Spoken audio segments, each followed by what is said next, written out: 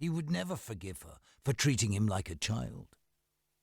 And yet his cheeks were smooth, his neck so slender and his shoulders so narrow that there was nothing of the man in him yet. He said he was 11, but he looked about 9. What lie would he not see through? She could not waken him without tacitly admitting that she had heard him crying in his dream. She turned and walked back to the door and went a little way along the passage. Then a better idea came to her. She tiptoed downstairs to the kitchen and poured a glass of milk. Then she took 4 cookies and put them on a plate. She went back upstairs, careful not to trip over her nightgown. Just before she reached his room, she deliberately banged the door of the linen cupboard. She knew it might waken Monk as well, but that could not be helped. When she reached Scuff's room, he was lying in bed with the blankets up to his chin, fingers gripping them, eyes wide open. "You awake too?" she said, as if mildly surprised. "So am I. I've got some milk and cookies. Would you like half?" She held up the plate. He nodded.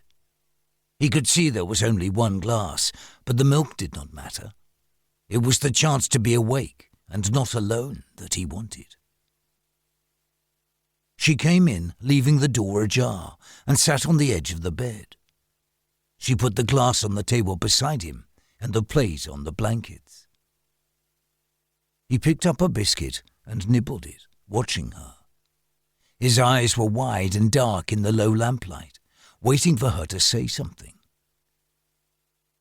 "I don't like being awake at this time of the night," she said, biting her lip a little. "I'm not really hungry. It just feels nice to eat something. Have the milk if you want it."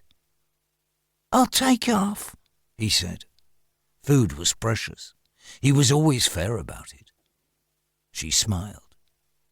"Good enough," she agreed, picking up a biscuit herself so he would feel comfortable eating. He reached for the glass, holding it with both hands.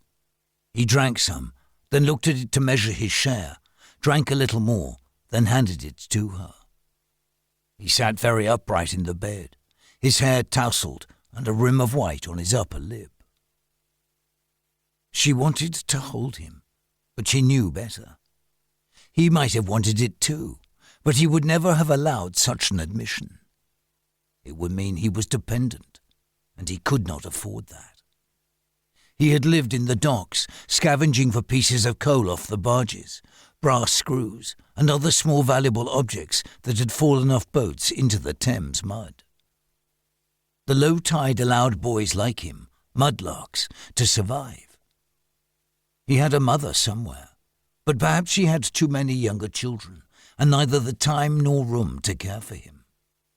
Or maybe she had a new husband who did not want another man's son in the house. Boys like himself had been his friends, sharing food, warmth, and one another's pain, comrades in survival. "Have another biscuit," Hester offered. "I've had 2, he pointed out. "That was half." "Yes, I know. I took more than I wanted," she replied. "I thought I was hungry, but now I'm just awake." He looked at her carefully, deciding if she meant it, then took the last biscuit and ate it in 3 mouthfuls.